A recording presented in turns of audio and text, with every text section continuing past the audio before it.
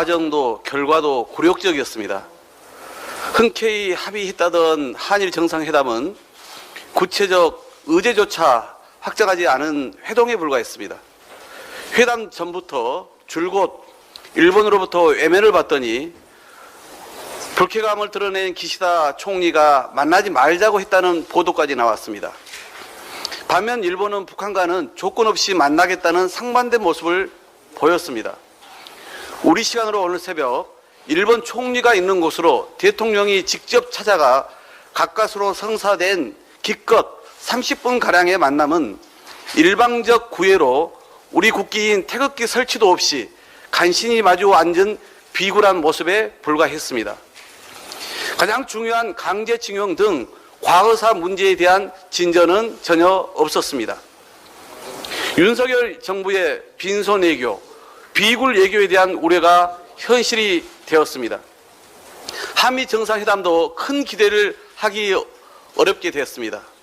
1시간 전쯤 바이든 미국 대통령과 다른 회의장에서 48초간 서서 나눈 짧은 대화가 설마 정상회담의 전부일 거라고 믿고 싶지 않았습니다.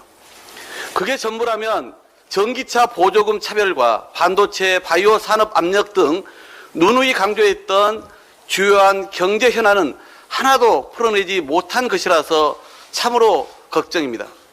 더구나 윤석열 정부의 빈손 외교, 비굴 외교에 이어 윤석열 대통령의 막말 사고 외교로 대한민국의 국적까지 크게 실추되었습니다.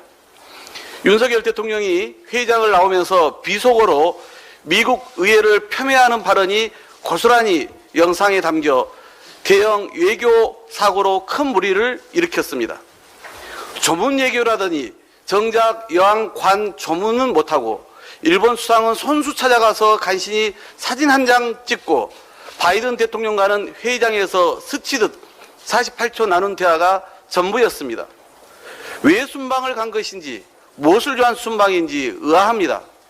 결국 윤 대통령이 그토록 강조한 한미 가치동맹의 민낯과 사전 대응도 사후 조율도 못한 실무 외교 라인의 무능도 모자라 대통령 스스로 대한민국 품격만 깎아내렸습니다.